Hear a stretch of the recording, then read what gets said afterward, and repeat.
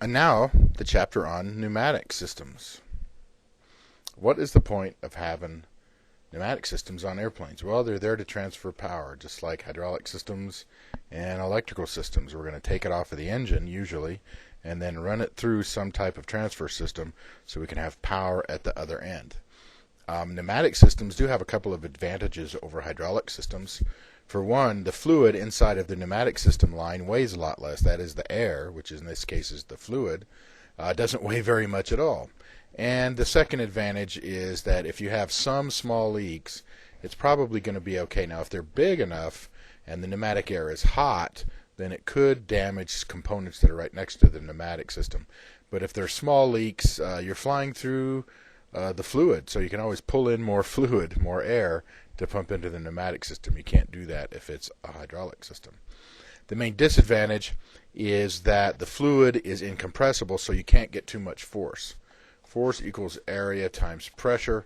We can't get the pressure up too high because the air compresses instead of staying incompressible, and so therefore the force out of the actuator isn't going to be as high. So we're not going to see pneumatic systems where we need a lot of force, although you will see it where you can use a lot of power.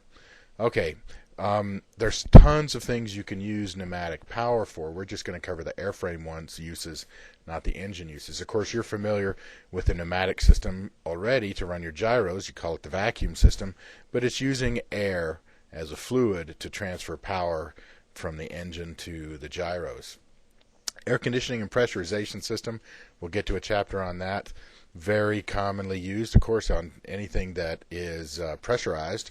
Of course, transport category jets, big biz jets, big turboprops, small biz jets, small turboprops have air conditioning systems. There's even some general aviation little airplanes that use air off of the engine to run the air conditioning system.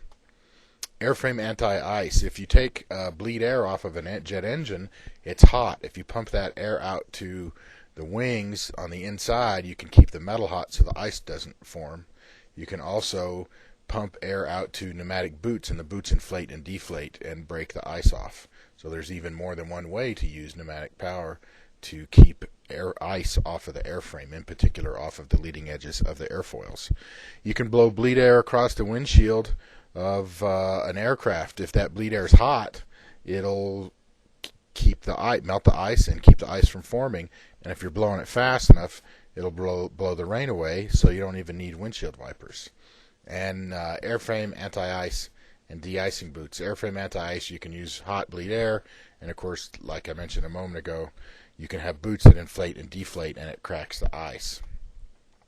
The 777 has demand pumps for the hydraulic system.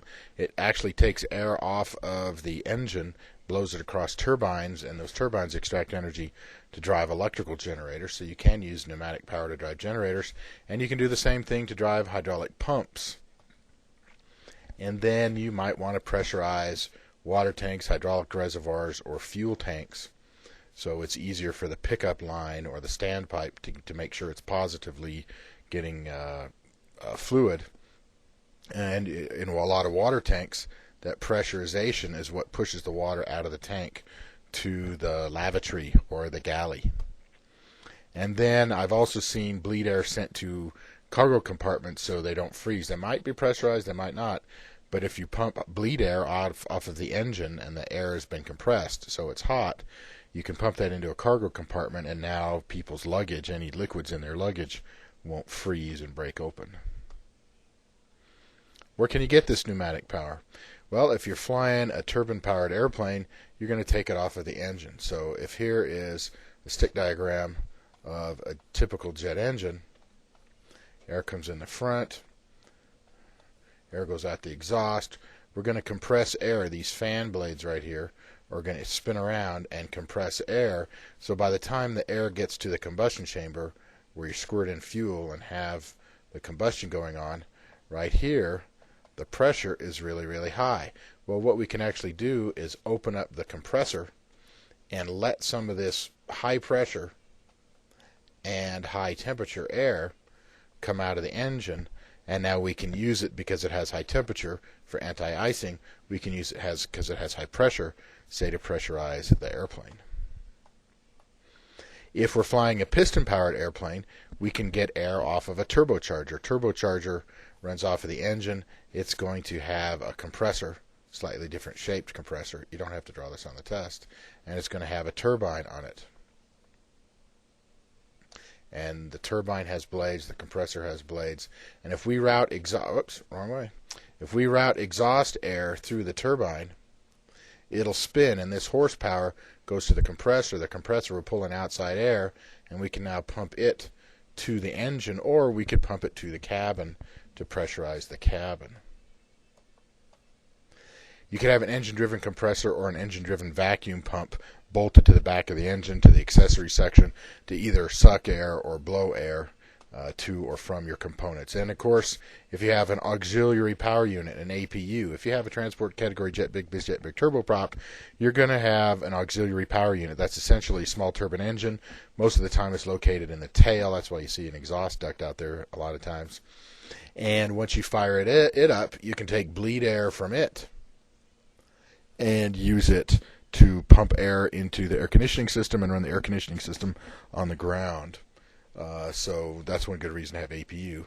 And you can also have a ground power unit. A ground power unit is just like an APU, but it's in a cart being pulled around by a tug, and it's not on board the airplane. You can take bleed air off of it to run the air conditioning as well. So if you got a turbine-powered aircraft, you're either going to get bleed air from the engine, you're going to get bleed air from the auxiliary power unit, or you're going to get bleed air from the ground power unit. At least that's pretty typical. Here is a picture of an A320 pneumatic system diagram. Here's one engine, and we're not going to worry about the engine parts. You can take AS311. So here's engine bleed. I think I'll go to the next slide here. Next picture. So here, coming into here, this is engine bleed air off of one engine, and here is bleed air off of another one, engine bleed. So we can get bleed air off of engine. Here's the APU. The APU can provide bleed air into the system. And ground. Here's our ground power unit. It can provide bleed air in here. And essentially this is kind of like the pressure line in a hydraulic system that we hook everything to it. Here we've got anti-ice over here, and wing anti-ice over here. Here's the air conditioning pack, the pressurization system. There's two of them on this airplane. Here's the other air conditioning pack. Here, fluid goes in here to heat the cargo compartments. And here, air can go in, and it's used to pressurize the hydraulic reservoir and the water tank on this A320. So this is a pretty typical pneumatic system diagram of a typical transport category jet pneumatic system diagram. There's not lots of controls and lots of indications that you as a pilot have to be overly concerned about. The main one indicator is pressure. This is off of an indicating screen off of an A320. In this case, here's one engine, here's another engine, but you'll notice that the valve is shut. This line going across here means it's shut. Here's APU, this symbol here with the line lining up in the middle of this circle, lining up with the rest of the line, mean that that valve is on. So in this case, the APU is providing pressurized air into the system, and it says over on this side it's 30 psi, over on this side it's 30 psi, and it's 160 degrees Celsius on the inside of the duct. And right here, this symbol is not illuminated. This would be if the ground power unit was supplying the power. So a PSI gauge is pretty typical. Also, what you will find pretty much all the time is temperature warning about hot air leaking out the ducts. Here's another picture from an A320 diagram, and down here is the APU and the tail, and there is a duct here, and a duct here, and a duct here, and a duct here, and we're going to take hot air off of the engine, so there's a duct here, and take hot air off the engine, so there's a duct here. And if this duct leaks, remember, this air is getting compressed, and when it gets compressed, it gets hot. If the air leaks out of the duct, anything going next to it is going to get too hot. So that component, or maybe it's a bundle of wires, the insulation could get too hot, and it could melt, and then wires would touch wires that weren't supposed to touch each other, so you could have some kind of damage. So what you're going to find with pneumatic systems is not just maybe a temperature indicator on the telling you how hot it is inside, but there's going to be an over temp indicator that's on the outside of the ducts, and that's what this system is about. It's telling you whether or not the duct on the outside of the duct is getting too hot. If it is, you'd have to turn a valve and close it so that the hot air wouldn't be leaking anymore. Now, if you run the pneumatic system and take bleed air off of the engine, that means that some of the fuel that the engine is burning, instead of producing thrust, it's producing compressed air to take off of the engine and pump somewhere else. So the engine can't produce as much thrust. So you would think, oh, okay, that means the air conditioning system, which takes bleed air off of the engines on turbine-powered airplanes, then maybe we ought to turn that off for takeoff. And if you were thinking that, you'd be right. The problem is people on airplanes, some of them don't think airplanes rides are fun. Some people don't like it, so they're scared. And they get nauseous easily. And if you turn off the air conditioner and that overhead gasper valve above your head on the overhead panel doesn't blow nice cool air on you during the takeoff and initial climb out, you're actually more likely to lose your cookies. So you'll find that the airliners do not turn off the bleed air coming off the engines because they want to have cool air blowing on their customers during the takeoff roll so they won't puke. So that's going to slightly reduce how much power is available for thrust. That's okay. This is the typical way you do it. That gets taken into account. The charts you use to determine takeoff performance are typically based on the fact that you're going to leave the bleed air on, turned open to run the air conditioner during takeoff. Also, since this fuel is getting burned to compress air instead of getting thrust, your fuel economy goes down a little bit. Or you could say if you turned it off, you'd be able to pull the throttle back a little bit to get the same thrust. So your fuel flow, when you're using bleed air for any of these systems, your fuel flow is a little tiny bit higher than it would be otherwise, 1 or 2%. That's okay. That 1 or 2% is taken into account because most of the time you run the pressurization system so people stay conscious and warm. So, and obviously during icing conditions, you're going to turn on the anti-icing systems.